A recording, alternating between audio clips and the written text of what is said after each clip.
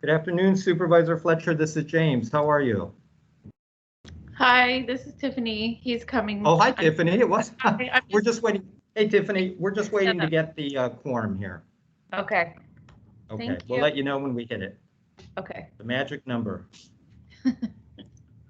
Tiffany, thank you so much for your assistance in getting this this meeting and Supervisor Fletcher able to present to us today. I really appreciated it. Thank you. You're welcome. Thank you. Like I said before, I can only imagine how busy you are. I can't imagine.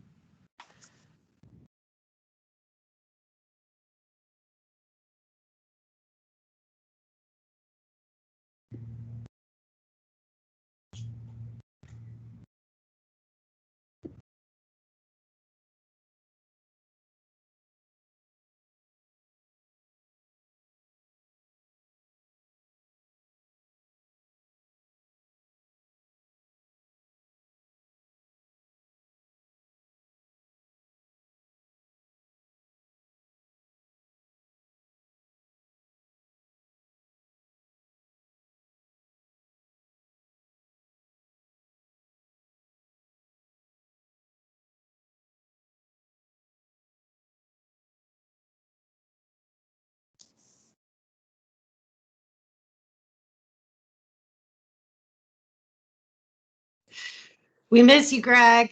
And we got Judith to boot. Good afternoon, everybody. We are going to get started here in just about a minute. So bear with us. We do have a quorum at this point. We have quite a few people joining us for this meeting, including some folks from the county as well. So we'll get started in just about another minute here. Tiffany, we do have a quorum. Okay.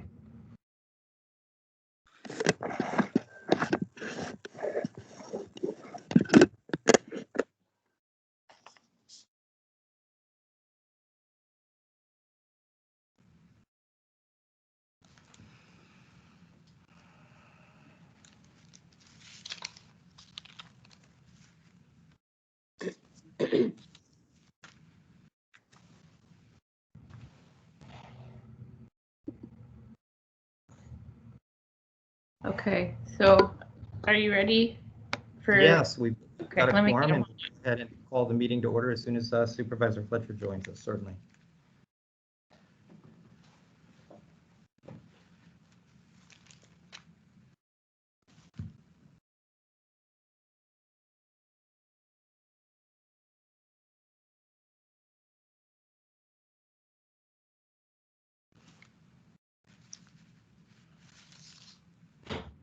Good afternoon. Good afternoon, Supervisor Fletcher. How are you? I am well. Thank you so much for joining us. Folks, we do have a quorum, so we will call the meeting to order and get started here.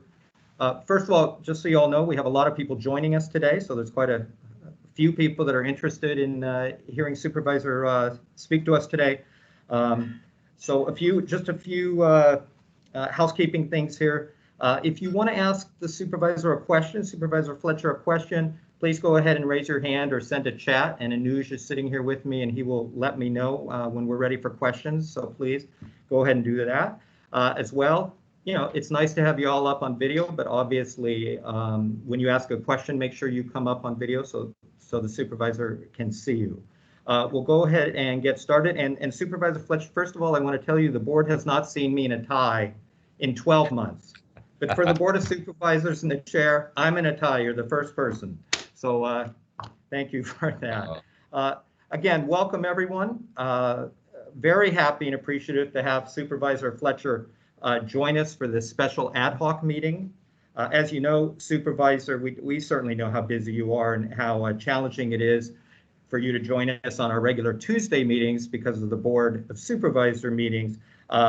But thus, we've gone ahead and called this special meeting to accommodate and to hear from you, and we're excited about that. Our next meeting is, as you all know, is June 1st, and that agenda has been sent to you. Supervisor Fletcher, I also think that I sent Tiffany our agenda for June 1st. so you could see what's on the agenda for our next meeting, which is one of the things going to be the harm reduction policy presentation to us. Greg, you had a question quickly before we get going here? Well. Can't hear you, Greg. You're muted.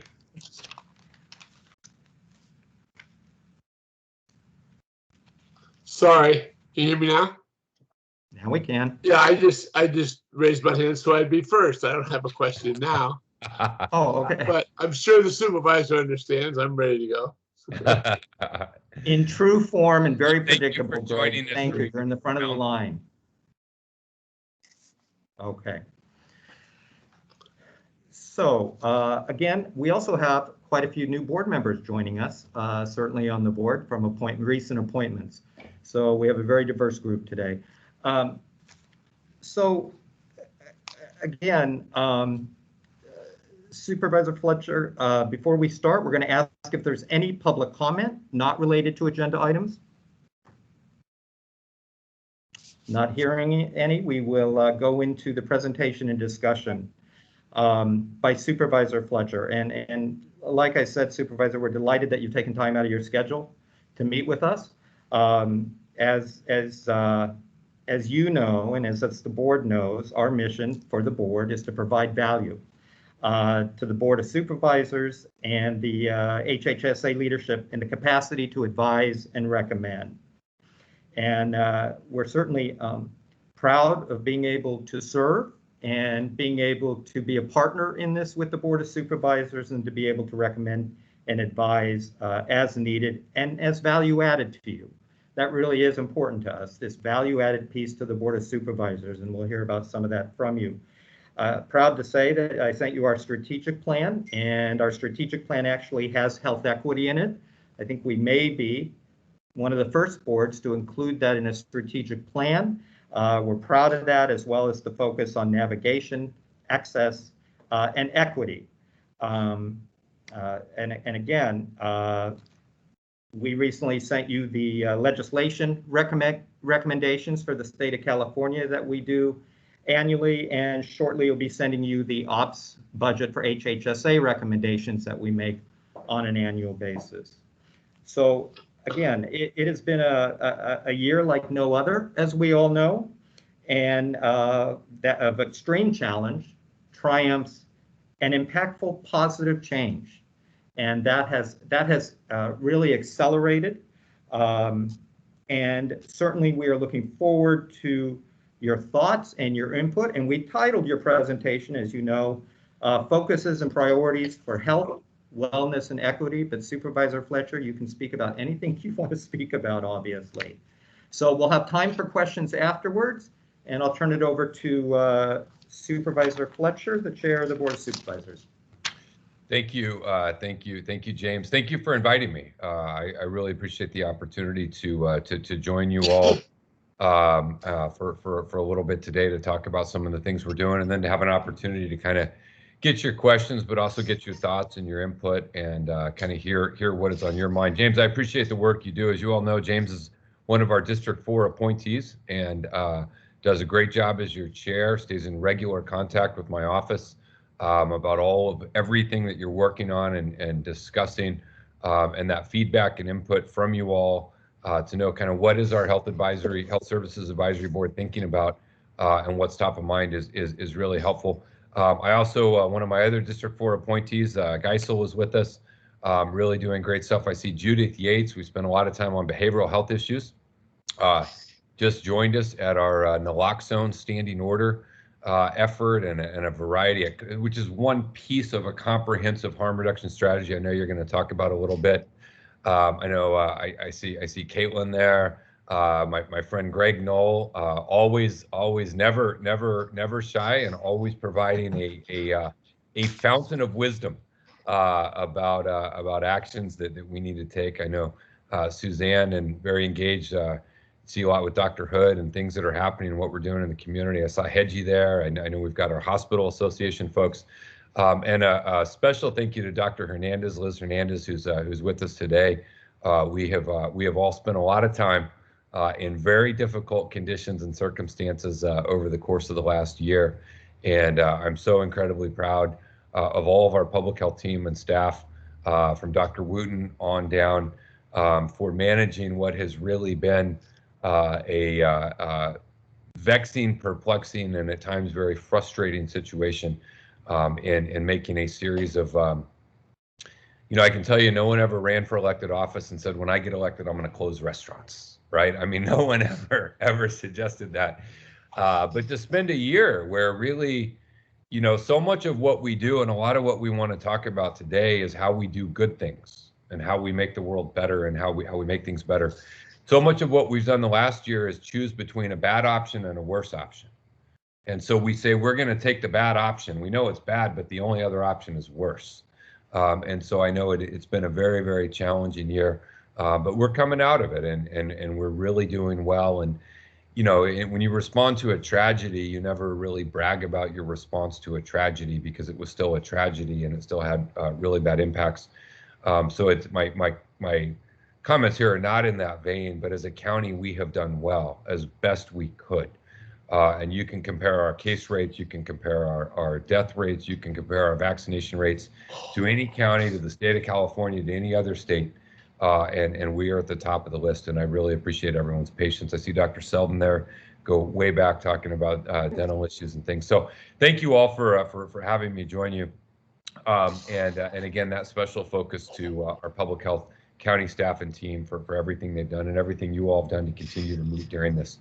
When we came in January, I had the great fortune of being elected chair, but not just in the kind of merry-go-round nature that chairs generally get distributed to supervisors, but in a way that I think really signified a fundamental shift in our county government, and a fundamental shift, not just in a more progressive direction, which is certainly true, with the majority of our board today versus the majority of the board in any time in the preceding 40 years, like unquestionably going in a new direction. And this is still a democracy, and we elect people, and those elected officials decide which direction the entity goes. And we have a $7 billion a year entity that is going in a fundamentally different direction than it ever has in modern past. But it's also a change in not just a more progressive direction, but a more aggressive direction, a more assertive direction, recognizing the obligation that I know many of my colleagues feel, that when we are in a position to do good and improve people's lives, we have an obligation to act. And so it is not a passive mindset, it is a very active mindset about how do we engage in these things. And then a willingness to really tackle sometimes uncomfortable issues, to push uncomfortable conversations, to push things that some folks would rather have us not address. Because at the end of the day, when you govern, you're talking about money, rights, land, influence, and it is not a continuum, it is a pie. And so if there is no opposition to what you're doing does not substantively do anything, because it is not changing the status quo. And in order to change, that means there is a realignment of what you're doing. And when you realign what you're doing, that means some people that have never benefited from what you do are going to benefit from what you do. And some folks that are used to the way it's always been done, it won't be the same to them. And that's not a desire to just gratuitously go out and seek opposition, but it is a willingness to tackle things that we haven't tackled. And syringe services and harm reduction is a case study in that. We all know that's the right thing to do. It was the right thing to do 20 years ago, right? But we're going to tackle those difficult things, right? And we are going to confront those challenges that we face, because we're not going to get where we want to go in terms of having a county government that represents and fights for every San Diegan, particularly those who have never felt like the county represented and fought for them, if we don't wade in and tackle some of those difficult issues. And that's my commitment as chair, is that we do everything we can as a county to make sure we have a future, not where we say that people will be treated equal from a perspective of county government, but where we understand the fundamental difference between equality and equity. And the fundamental difference between equality and equity means we must now overinvest in certain sectors and in certain communities because they have historically been left behind. And we had a very enlightening moment at our first board meeting where we were doing the appointments kind of a mundane thing. And one of my colleagues said, well, it's not equitable because I only have 7 and Supervisor Vargas has 21. And I said, no. What you mean is it's not equal. But it's damn sure equitable. Because in the 200-year history of this county, we never had a Latina on the Board of Supervisors, which means she has that perspective and voice has never been represented on these bodies, which means she is going to get more appointments than you do.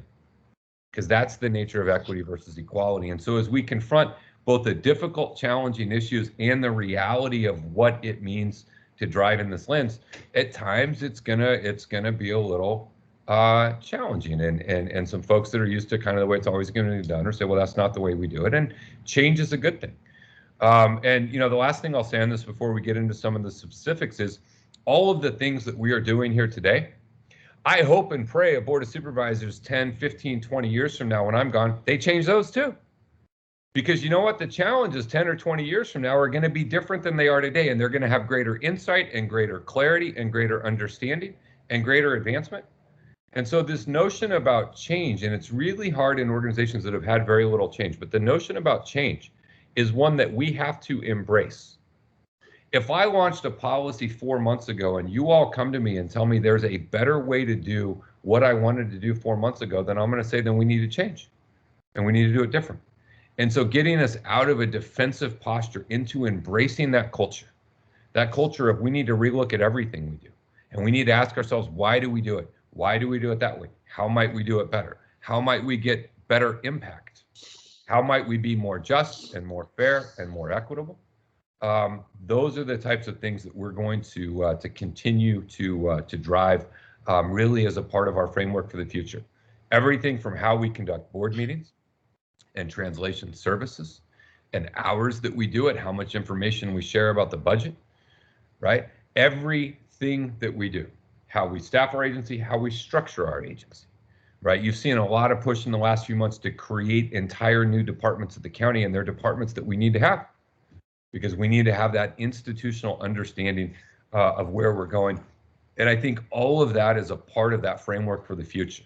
Tackling issues of racial justice, that requires an honest accounting of the original sin at the founding of our country and the intentional government policies that created the inequities we face today. It is not by accident that Black infant mortality is what it is. It is not by accident that a Latino child in Barrio Logan is 8 times more likely to have asthma than a white child in La Jolla. None of these things are by accident. They are a manifestation of intentional government policies that were put in place, which means intentional government policies have to be put in place to address those issues. And our early steps that we've taken around that. It is about economic justice. The county needs to be a place. Look, if you work full time, you ought not live in poverty. And so many of, Thoreau had this line about improved means for unimproved ends. So many of the things we do today are to improve the means, but not improve the ends. The notion of rental assistance, and we're doing it because we have to meet the immediacy of the need, and so we're doing it. But the need for that is a manifestation of workers not being paid enough money for the job that they do and housing costs being too high. And we need to structurally get at those issues. The root cause of homelessness at its root is poverty, right? And lack of access to basic services people need. And economic justice has to be a part of what we're doing. I said in my State of the County, as a county, we view those in organized labor as our allies and our friends, because they are there to preserve and fight for the middle class. And the middle class is essential to the embodiment and continuation of the American dream. Absent a middle class, there is nowhere for generations to climb to. And so we have to continue to fight. We know we have to pursue health equity.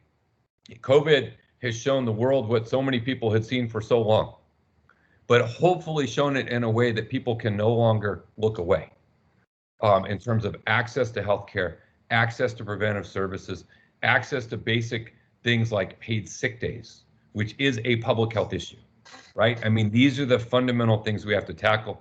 The issue of environmental justice, obviously we're advancing rapidly around climate action plans and that type of thing. And those issues are important, but so are the basic issues that the air and water you breathe. People should have an environment that allows them to facilitate a fruitful and healthy life. And issues of environmental justice and issues of racial justice are one and the same. Ask yourself, what are the schools that have lead in the water? We all know where they are, right? Why do those public schools have that problem and other public schools do not? Again, it gets back to the root cause, but again, we got to confront these things and we have to talk about them and be very honest. And then as a county, making sure that we continue to change as an organization with our finances, our transparency, our legislative agenda, our policies, our proclamations, the things that we do and say. And so all of those are a part of the kind of framework for the future, along with a fundamental shift of aligning that our partners in the incorporated cities. I represent the city of San Diego. They're our ally and our friend. The state of California is our ally and our friend. We will do much better working collaboratively, not trying to blame them for every problem and issue and thing that comes down the line, but figuring out how we can do it. And so we are moving in those new directions already. Out of the gate, first board meeting, we passed a COVID-19 resolution praising our public health experts, praising the science and the data that got us through this, but also talking about prioritizing future funding to make sure that as we do COVID response, we're responding to the impact of COVID. COVID has not hit every community in San Diego County the same. And the COVID response cannot respond countywide the same if it's based on what we saw in COVID. Because certain communities were hit harder. We know that. We know that not just from who got sick and died is a real problem, but we know economically the most uneven recession in our country's history. Some communities thrived economically during COVID, some were decimated, and as we respond, we need to respond proportionately. And we are coming out of it, and I'll tell you, I cannot be more hopeful for June 15th to be here. We're ready to open. I know everyone's ready. I'm really ready. Like, I'm ready to move on and work on other things. But beyond June 15th, we still have the responding to what COVID put a spotlight on. And we cannot lose sight of that. It's not, hey, it's party time, everyone go out and have a good time. We still have seen something we cannot unsee, and we have to have that motivate us. We declared racism a public health crisis, not just in a performative way to say it. And it is important that you state it as a board that racism is a public health crisis, but to commit ourselves to ensuring our Office of Equity and Racial Justice has data and specifics in an annual report about what are the metrics and measurements of what it means to tackle racism in public health, and what progress are we making in doing this? Because again, just performatively saying it is fine, but we need to substantively align what we do to meet a series of metrics that we hold ourselves accountable to. And we really will count on the Office of Equity and Racial Justice, which I was able to create more than a year ago, to really look at those issues, look at the analytics, look at the data, and figure out what it is that we need to do, and have everything from how we budget to how we staff to how we do that. As a part of our budget proposal, we're incorporating a section titled an Equity Impact Statement that will be a board letter. So every proposal brought forward will have to talk about how does this address issues of equity in a substantive and meaningful way. Last week, just a week ago, our board voted to establish the Office of Evaluations, Performance, and Analytics. That again is to help us achieve this goal to be more data-driven and hold ourselves accountable, hold those we partner with accountable. And I think that again is an important shift in area where we're going. June 8th, Supervisor Vargas and I will bring forward our proposal for Office of Immigrant and Refugee Affairs. I've had this board letter written for 2.5 years. We just didn't have a moment to bring it forward where we could get it done. And Nora Vargas has been a tremendous champion for our immigrant communities and is a wonderful ally. And I really, really greatly appreciate her work.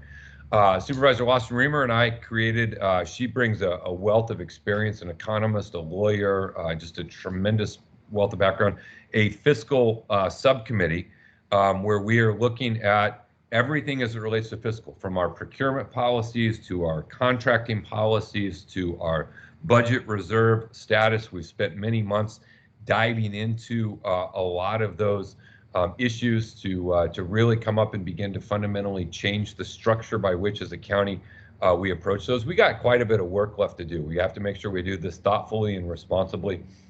At our next board meeting, I'm bringing forward something with Supervisor Lawson Reamer to really create a community engagement plan about our contracting and procurement processes, both what we contract out, what we do, but also that our procurement rules ensure that people have a fair chance to get involved with county government.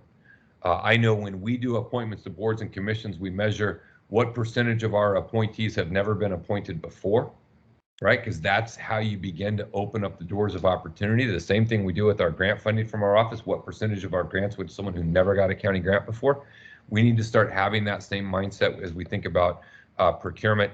And we need to analyze thoughtfully the balance between what we do as a public agency versus what we partner with other folks to do. And we want that process to be transparent. As a part of that, for those who get services from the county, what requirements do we put on top of what is already required? Because half the time it's state or federally funded already. I know we have a lot of service providers that if we could provide some flexibility there, maybe aligned to what state or federal governments are required, they could deliver exponentially more services, and we still have the measure of accountability that we need. But when we become overly burdensome and overly onerous, all we do is devote tremendous resources to complying with things that don't give us any greater accountability than the baseline that was already in place. Of course, in the behavioral health space, I've made clear my highest personal priority is rebuilding our system around mental health and drug treatment services, behavioral health. The reality, I mean, I don't have to tell a behavioral health advisory board the challenges we face. You know, if everyone who's a part of this meeting today right now broke your leg, everyone who's on the Zoom, not just the 9-10 folks I see on my screen, but everyone who's joined us along the bottom, every one of you would be able to get in, get an x-ray, get a cast, get a set of crutches, and you'd make it home in time for bedtime tonight. But if everyone on the Zoom right now needed a mental health assessment and treatment or drug treatment services, good luck. It's not there, because we don't yet treat issues of behavioral health as issues of health. And right now we spend a lot of time explaining to people that behavioral health is mental health and substance abuse issues. I want to get to the day where we don't have to talk about behavioral health. It's just a part of health. If you're schizophrenic, it's no different than you're diabetic. And let's talk about the difference between someone who's diabetic versus someone who suffers from addiction. If you are diabetic, you have a chemical imbalance in your body that we smartly, rightfully regulate to help you be well. And we get you on a plan, and if you get on that plan and maybe 2 years into that plan, you stop monitoring your insulin and you eat kind of bad and you get off your plan and you got to go to the emergency room, we don't say, no, you had your one shot 2 years ago, suck it up, too bad. So why do we do that to people who suffer from addiction? And why do we only do it to some people who suffer from addiction? If you smoke your whole life because you were addicted to nicotine and you get cancer, we don't say, no, you made a bad choice, you're on your own. But if it's heroin, we judge you. And we have to fundamentally change our approach to addiction and understand that it is an illness, and the opioid crisis has put us in a better place as a society to have a conversation about these issues. Because now, large numbers of our country are saying this opioid crisis is real. These kids are addicted, they're sick, and they need treatment. And that's the right answer. It's also worth pointing out that what it took to drive us to that point was an addiction issue that hit white people. A bunch of white middle-class kids started using their parents' prescription pain pills and got addicted to something, and then we said, hey, these kids are sick and need treatment. Now, they're right, they are sick and need treatment. But I think we ought to acknowledge that 20 or 30 years ago, we had a bunch of kids addicted to something too, and no one talked about treatment for them. It was 3 strikes, lock them up, put them in jail. Some of those kids are still in jail. And I think we are moving in the right direction, but I think it's important that we acknowledge why it is that we move. But we are really thinking strategically about how to build a better way to deliver behavioral health services. Everything from the input into the system. Someone has a mental health crisis, or addiction crisis. If you're having a heart attack, we don't send law enforcement to come get you, right? And so we got to get to a world where if you are not a danger to yourself or you are not a danger to someone else, we don't send law enforcement to get you. And that is our mobile crisis response team, which last year I was able to get $10 million. We're standing that up region-wide. We're putting $10 million more into the budget this year. We're going to do it county-wide. And we are going to work to divert those 911 calls. We're going to work to socialize a different number so that there is a non-law enforcement response. Let's get a trained clinician who has the training, the compassion, the empathy, the expertise to be able to get you in and properly assess you by de-escalating the situation and work you through from a case management standpoint of how do we get you in the right place to get the right care for the right person. Now, they got to have somewhere to take you. And that is a part of our efforts around our behavioral health hubs, the flagship being the one we're putting in Hillcrest. We took vacant county land. They were going to build luxury condos. Right when I got here, I'm like, I don't think that's our problem in San Diego is a shortage of luxury condos. We canceled that, and we are building a world-class crisis stabilization, behavioral health hub, all of the array of services you need on one site. It is also I could throw this baseball from there and hit UC San Diego Health. It's a quarter of a mile from Scripps Mercy. It is a wonderful location for discharge from the ER. You get stabilized, you get discharged, you come there, then we get you in and we get you moving. But we're not going to get the outcomes we need out of that tremendous facility if we don't have person-centered care coordination.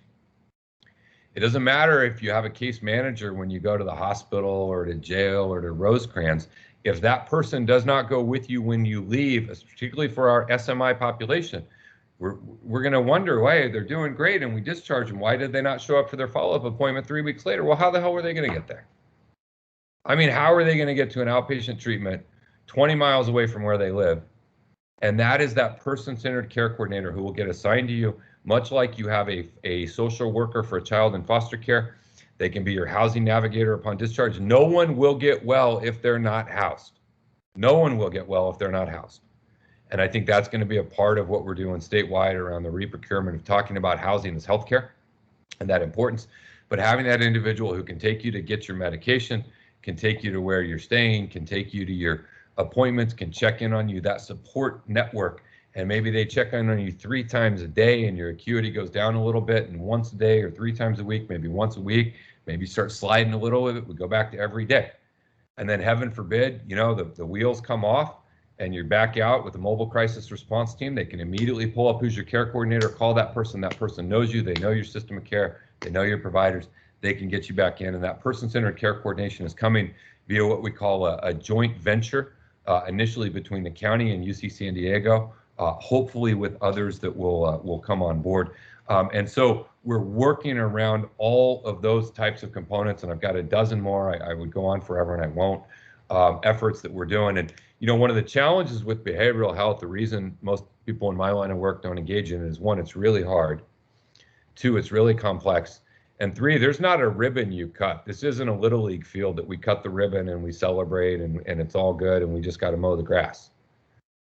This is going to be about 85 different things we all push simultaneously, and we have fits and starts, but we're moving the whole system in the right direction. And a very significant piece of that is our correctional system. What we're trying to do with criminal justice reform is have fewer people come to jail. But when you do come, we want you to leave in a better condition than you came in. And in order to do that, that requires us to fund and staff things differently. In this year's budget, I have 141 clinicians in the budget to work in our jails. Mental health and drug treatment providers who are not sworn law enforcement, they are clinicians. We got a little work to do to tighten up the medication for addiction treatment, but we're going to get there along with case management so we can reintegrate you when you get released in a better state and place than when you came in. We know if you look at the mortality tables, you're more likely to die from overdose if you go to jail and can't use while you're in jail. Because you go to jail, you can't use while you're in jail. We don't get you on medication for addiction treatment. We don't get you on a sustained treatment program. We don't connect you to services when you get out. You get discharged, you go back on the street, you use the same amount before you were using before you went in, but your tolerance went down and you die.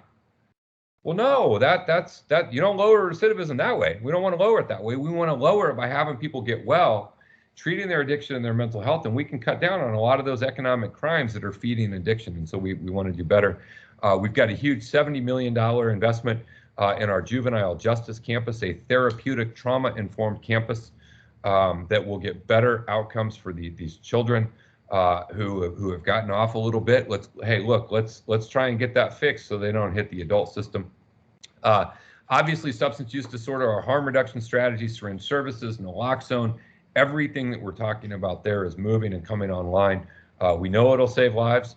Ironically, the two areas of the county that have the greatest substance abuse challenges and issues are North County and East County. There's this sense that this is exclusively some urban problem. It is not. It is not. It affects every neighborhood in our county for sure, but the largest increases are in East County and North County, and that's where we've got to provide the help and services as we move forward. As a part of our ARPA funding, we're looking to invest $85 million of federal funds in harm reduction outreach program and housing options for the chronically homeless that are also in our SUD community, and knowing that we want to do more there. And on the issue of homelessness, we created and an action I brought forward, our Office of Homeless Services and Equitable Communities. Look, we had like housing, we had all kinds of things, same people doing, no, we need to focus on homelessness in a substantive way and create an actual county office that works and runs those, consolidates those services, and views our responsibility not just in the unincorporated community. In the unincorporated community, we have an obligation for structures. But countywide, we have an obligation for services. And we need to make sure we are partnering with the 18 incorporated cities in a meaningful and substantive way. Just yesterday, we announced the first tranche of our Behavioral Health Impact Fund, a partnership between the county and the city of San Diego. We have a lot of providers that can provide mental health or drug treatment services, and they can draw down revenue streams, drug Medi-Cal or other services. But that reimbursement stream does not cover the expansion of their facility. So they got 10 beds, they can draw down and pay for it. But if they had 20 beds, they could draw down and pay for 20, but they don't have the capital to get from 10 to 20. And the Behavioral Health Impact Fund is designed to do that, to make that investment in infrastructure and buildings and facilities and technology to increase the number of people we can provide. Because a part of this, if we don't have those community care level services that are lower than an inpatient psych bed unit, when you get discharged, if we don't have those levels, we can't have you live in care coordination and community service, right? Community care. So we've got to build out those array of there's a multitude of them at different levels of acuity. And we think our Behavioral Health Impact Fund is a good model to do that. And then finally, just last two things I'll touch on real quickly. Youth Mental Health Initiative. We're pushing for $30 million of the ARPA funds to be a screening tool for every child in public schools to be able to get a mental health assessment as they come back. Again, there's going to come a day in our country where a mental health assessment is called an annual checkup. Like when you go for an annual physical, maybe we won't call it physical, we'll just call it the annual health checkup, and we will screen your physical health and your mental health together. But we know the pandemic has been disproportionately hard on a number of kids, and we want to make sure we're screening and connecting to services for our youth. We know it is way better if we start addressing these issues early, whether they be ACEs, trauma, anxiety, no matter what it may be, we want to invest in it early. And we're going to refocus and rededicate ourselves to the 0 to 5 population, not just with mental health work, but with what we look to do as first 5 funding plummets, which is a good thing. First 5 funding plummeting is a good thing. That means fewer people are using tobacco products, but we need to replace those revenue streams and figure out how we can continue to make those services, in particular the issues of early childhood education, which is dollar for dollar the greatest equity investment we will ever make. Dollar for dollar, the greatest equity investment we'll ever make is early childhood education.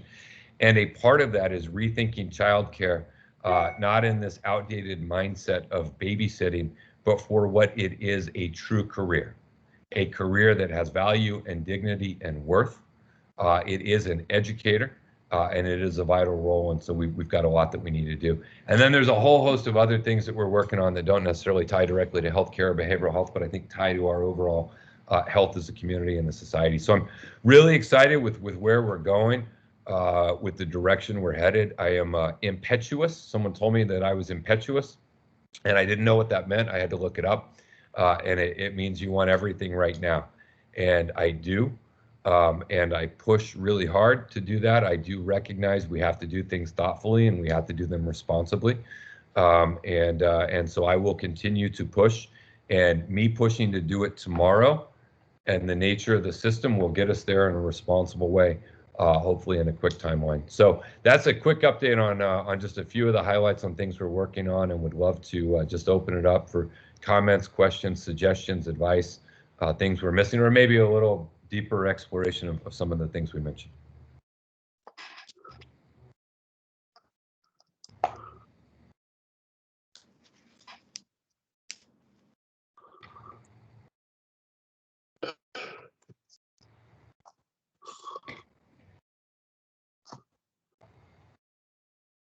You're muted, Jim. James, you're muted. Got it. Thank you. Supervisor Fletcher, I appreciate that. I'm always trying to figure out, and I shared this with you before, how you and your team, whenever you sleep, because you have just been remarkable as far as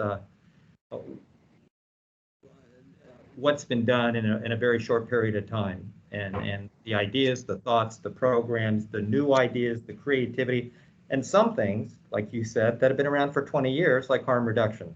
And we could never get traction on that, ever. So, all right. Greg Knoll, you had your hand up first from Yes, I about did. 3:31. So go ahead. Thank you. You're welcome. Chairman Fletcher,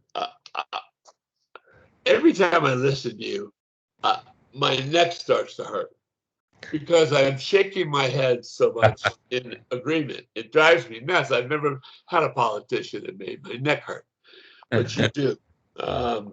And 25 years is one thing, but I've been in my job for 48 years, and I've been waiting for a progressive group of people to take over the County Board of Supervisors that long. And I want to thank you and your staff, which is fabulous, and Reimers and Vargas. It's just so much different when you hear about people that are talking about going this way. But I want to ask a question about healthcare in San Diego. I am for over 25 years. The Healthy San Diego has attempted to deal with the managed care situation in San Diego and to try to get the most they can out of the Medi-Cal managed care health plans. Now that DHCS has announced, at least in a slide, that San Diego will at some point become a two-plan model county. Yep. I hope you will tell us what you know about who are going to be the two plans. Is there to be an integration finally of behavioral health and physical health the way we want it, the way you've talked about it, the way many of us have been waiting for? And do you see a continuing role of community oversight by Healthy San Diego? Yeah, thank you, Greg, for that. So I know you all know this. Some of the folks joining us may not know. San Diego is unique. Us and Sacramento are the only two counties in the entire state of California that exist in this bizarre geographically managed care structure where we have more than two plans administering the Medi-Cal market. Now, when I talk to our friends in the health care insurance industry, you would think every county does it like we do it. Because when we talk about changing it, it's like that'd be the end of the world. And I'm like, yeah, but for 90% of California that does it the way we want to do it, it seems y'all seem to be all right. So this is a long overdue change. When you have 7 different plans involved in this, you create a train wreck situation where the poor providers have got 7 different things that they have to comply with and work with. And so, look, I would support, Greg, a universal single payer healthcare system. I would, and people say it could possibly work. And then every time I go to the VA and I get incredible healthcare, I think, well, I don't think it's an impossibility because that's how I get my healthcare and it seems to work all right. But let's set that topic aside for another day because that is not an option in front of me. I do not have an option to do that. If I could, I would, but I don't. One day we will. Okay. The second option would be a COS, a county organized health system. And if we could do that, I would do that. But that is not a mechanism in front of me. So the mechanism in front of me as a part of the reprocurement process is for us to become most likely a two-plan system. I don't know, nor will I weigh in on who the two plans ought to be. What I care about, Greg, are the criteria. Right. The criteria to be one of the two plans. Right. The criteria around services, the criteria around reimbursement, the criteria around data sharing, the criteria around accountability, the criteria around outcomes. And if we get those criteria right, then whichever two it ends up being as a fair procurement process with people, without people like me weighing in, it'll be fine. But it will be exponentially easier and we will get better outcomes.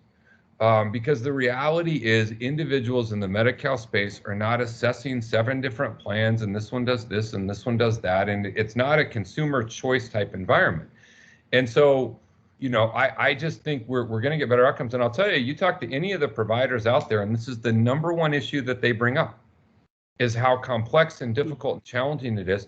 And then when you're trying to administer an integrated system to drive to better outcomes, it is incredibly hard. And so what we're proposing to do in San Diego on this is not revolutionary. It is not cutting edge. It is what 85 to 90% of California counties already do. And it's time that we do it. And I know it's hard for folks that, you know, you're one of the 7 and it creates consternation. I get that and I respect that, right? But we have to do what we know is going to give us the best outcomes in San Diego County, and that is to break from the current model. And so I think as a part of this process through the state, I've had multiple conversations with the governor about this issue to help them, and with Secretary Galley and with everyone involved, just to make sure they understand the unique nature of our situation and why we need that to change. But I think, Greg, the most important thing that's going to come out of this process is going to be those criteria. Yep. Right? What are the criteria for participation? And then whoever wins the 2 through a fair procurement process, then that's fine. But that will ensure that the proper community accountability and oversight and engagement. And I think we'll be on the path to really getting better outcomes. Thank you. James, let me follow up with that. There, in most of the 2-plan model counties, one of the plans is the county. Yeah. And they do some contracting, of course. Is there any thought at all to our county taking on that role in the 2-plan model system? Yeah. I would love that, Greg. I mean, that's kind of a code, you know, county organized health system. I don't necessarily think that's going to be an option to us in the structure at which we have in the reprocurement. I would support that. I don't think that's an option available to us. Now, I think we can get close to the outcomes we would get from that by having the right structure around this. And look, I think Healthy San Diego, you know, we need to revisit in a thoughtful way how that provides the right oversight and accountability, and how we build and structure, you know, the entirety of the system to make sure it gets. Now, this change alone is not going to fundamentally do everything we need to do. We got all of the other things I talked about also have to be done. But I think that this can be a positive change, and I think it's all going to happen. You know, we're going through the procurement process with the state. We're going through the CalAIM process. We've got a lot of those types of things that we're doing, and I think we can get to a better place. But there's going to be a lot of engagement, and there's going to be a lot of time for folks to provide feedback. We're not going to do anything reckless, and we've got a little bit to work through this and make sure we do it in the right way. Yes, thank you very much, Jim. Thanks, Greg.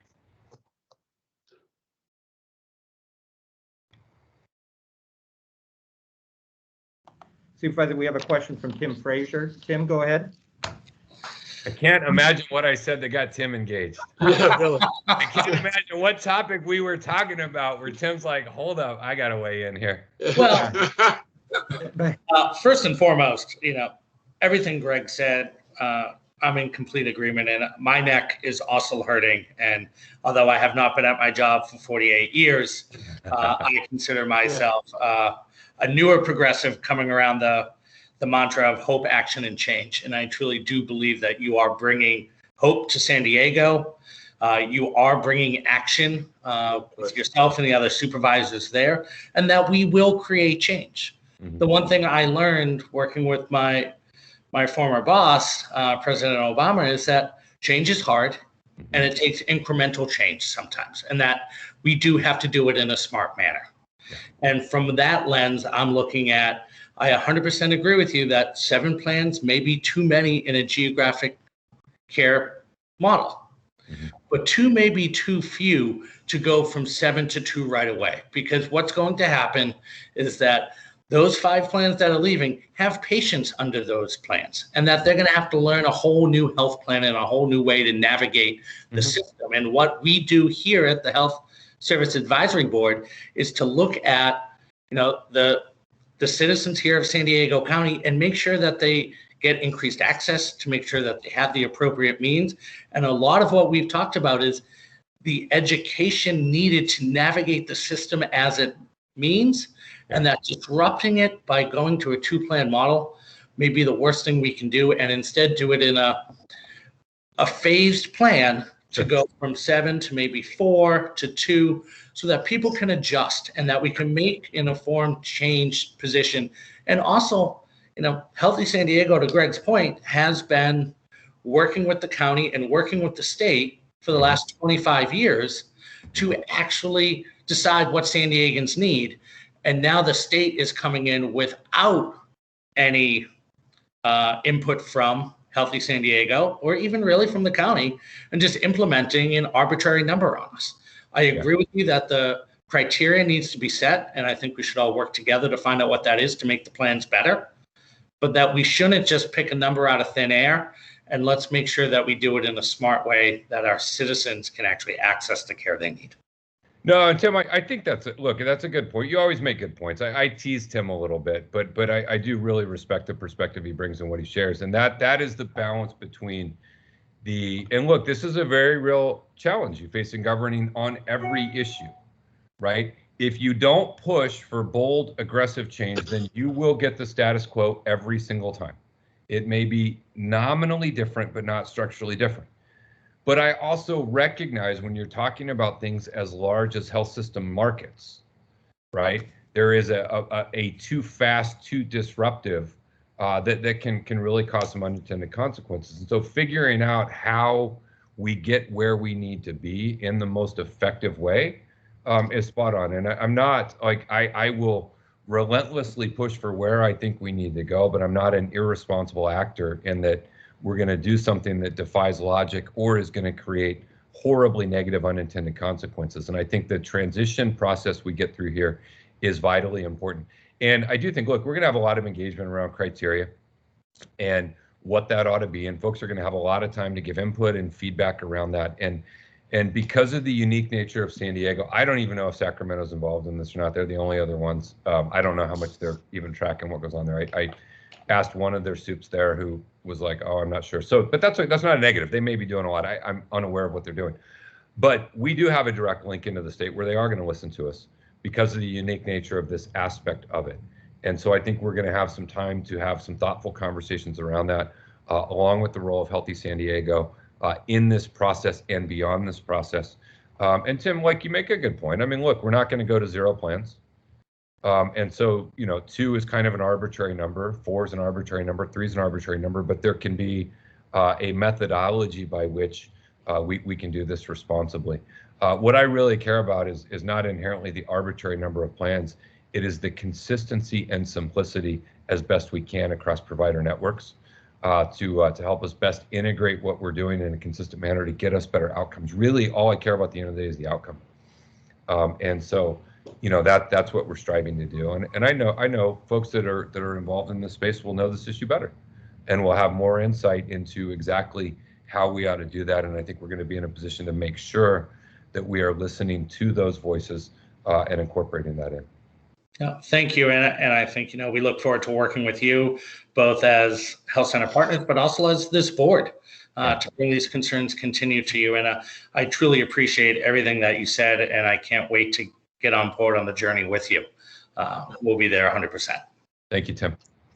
Supervisor, we have 2 more folks wanting to ask questions. I don't know if we have more. Do you have time to take these? I'm good. Yeah. I won't talk so long on these next 2, but yeah. Okay, Karan Samik. Karan? I was not prepared for that. You totally threw me off. Oh, So I'm I sorry. put a comment in, and really, I don't want to take too much time. I want Dr. Schultz to have time. But one thing we appreciate that you'll take some consideration on the criteria from members and from communities. We really hope we don't end up like LA, where you have sub-delegation and then you have 7 to 9 plans, which takes away the whole purpose of what you guys are trying to do. And I know that Demetrius has been talking to Nick and just trying to see how we can be involved in the process. So we look forward to how we can be engaged and help, but just definitely let's not be LA. That's our No, we don't want to be LA. I had this whole thing the other day. All my LA friends are mad about how much LA sucks in general. Like there's really nothing we want to be LA on. But I hear you, and that issue is a real issue that we need to be mindful of. Okay, thank you so much for your time Thank you, today. Karen. Dr. Schultz, James Schultz. Oh, hi. I'm the medical director of neighborhood healthcare. We're in North and East San Diego County and also in Riverside County. I'm also on the Health Center Partners Clinician Committee, et cetera. I'm just going to pile on to what Tim and Karin mentioned. I think I'm a little bit afraid as a provider going from 7 plans. I don't think that's a great number at all. We need fewer plans, but I'm also very worried about the power that only 2 plans would have. And if one of those plans is bad, then half of our patients and all of our providers are going to suffer. So we're in a 2-plan county with our clinics in Riverside County. One of the plans is lame. The other plan is excellent. And fortunately, 90% of the patients are in the excellent plan. But if that wasn't the case, both the patients, the whole healthcare system, and the health of the county would suffer. So I would echo the comments that let's kind of be thoughtful about how we make this jump.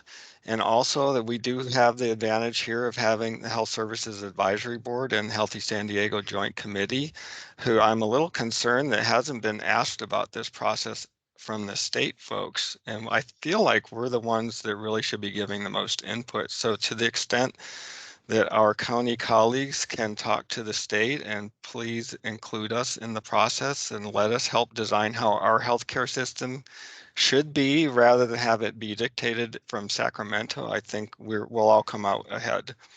Yeah, no, thank you for that, Dr. Schultz. And I think like your point is well taken. I think too the importance of the criteria around that, the accountability, the enforcement, like that mechanism to help ensure. I mean, like in an ideal world, you won't have much difference between the 2 plans because they'll be remarkably similar because we have a structure that works. On the engagement with the state, I think we got to all give them a little benefit of the doubt. They've been a little busy with COVID, and all of this got paused, and they're just picking this back up now. And so I think there will certainly be plenty of opportunity to do that, and make sure that we have that engagement along with what we can organize as a county, with stakeholder meetings and groups to gather that feedback and input and be able to provide that as well. In our perspective, and look, my goal, I want our system to work. I mean, it's not, I don't have a you're good and you're bad mindset. Like no part of me is pushing that. I think we all want the same thing, which is better outcomes.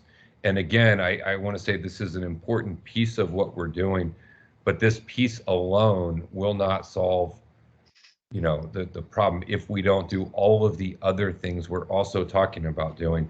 And one thing I just briefly here at the end want to touch on, I didn't mention earlier, particularly in behavioral health, perhaps in all healthcare, but I know for a fact in behavioral health, we have a massive workforce problem.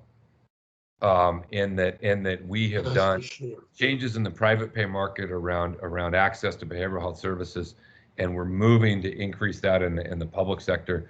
And we did not have a corresponding national strategy to significantly increase the workforce, which means when I add a bunch of PERT clinicians to the budget, I can't hire them because they're not out there. And so then I come back and say, well, what does Riverside pay? Okay, we'll pay 20% more than Riverside and we'll go steal theirs, which is not a societal strategy.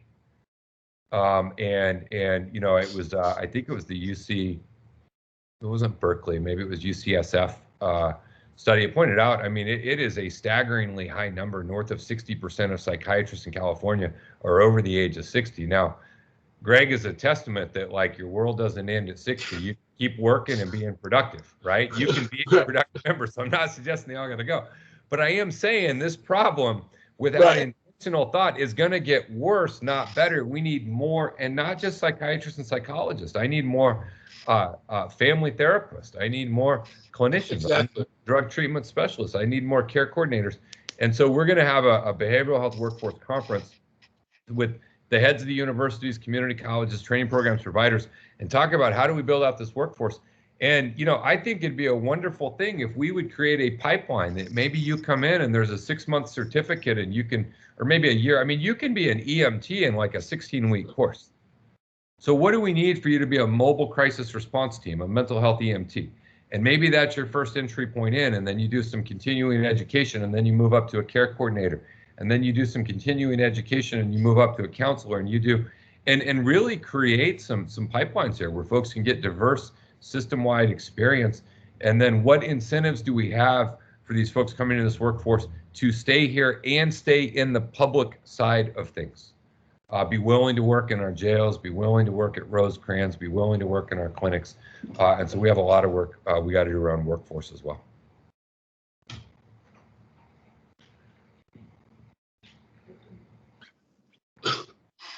All right. And with that, I think we're about out of time there. Yeah. When they start knocking on my door, I'm like, uh-oh. There you go. Well, Supervisor Fletcher, I just want to remind board members we have 1 or 2 more items. Supervisor Fletcher, thank you so much. And we will continue to, like I said, with our navigation, access, and equity. I think the challenge to equity is how you operationalize the value from the written word. And we're going to continue to be focused on that. I think you'll see that in our legislation recommendations, as well as our budget recommendations that are coming your way. Thank you so much for taking time out of your busy schedule. This meant a lot to us, and we look forward to working with you and the Board of Supervisors on an ongoing basis. Thank you for, again, allowing us to serve. Thank you all. I appreciate what you do. Thanks, everyone. Thanks. Okay. Thank you. Bye. Thank you, Supervisor. All right, folks. Hello. Okay. That was certainly, that was nice of the supervisor to make. So thank you to all of you for this ad hoc meeting. I know it's time out of your busy schedules. Just 2 updates for you quickly. We sent you the budget link. You have the budget for the ops budget for the county. Please take some time to look at the HHSA piece of that budget. We're going to be talking about it in the June meeting, which is Tuesday, this coming Tuesday. The budget subcommittee has met several times. We're in the formatting the recommendations or draft recommendations, but we're also going to have a portion of it. We want to hear from you all as far as what your thoughts and your ideas are, so that we can have a comprehensive document that can go to the Board of Supervisors. It has to be to them by June, no later than June 23rd. So please, if you have a chance to look at it over the next holidays, nothing makes a more exciting Memorial Day Monday than reading the county budget. So please have your way with it. Also, I wanted to let you know that the legislation recommendations that we approved in the last board meeting has gone to the Board of Supervisors. It went to the other people that are copied on there, leaders in the county. So that'll be in your packet for you to review. That was signed by both myself and Paul Hagee, who was the subcommittee chair. So that is with them as well. Based on wanting to end this meeting, we're going to skip the roundtable. Is there any public comment on any agenda items that we had, which would have been Supervisor Fletcher's discussion with us? Not hearing any. I will go ahead. Any comments from anybody? Anything else? James, I would just like to say thank you for organizing this and putting this together. I think it was great to have Supervisor Fletcher here. I hope we can do it with the other 4 supervisors as well and continue our dialogue, but I found this extremely valuable and helpful. So thank you. Oh, I appreciate that. I would agree. I just want to let you all know we have another board member who's probably on now. I won't say a whole lot, but has been appointed and will be joining us, Barry Jantz, who's the CEO of the Grossmont Healthcare District and former member of the La Mesa City Council, and a lot of other things that you can look up like I did on Google. So anyway, we'll introduce Barry next week in our Tuesday meeting. Thank you, everybody. Have a wonderful Memorial Day holiday, and we will adjourn the meeting now. Meeting adjourned. Thank you. Thank you, James. Thank Bye-bye, you. everybody.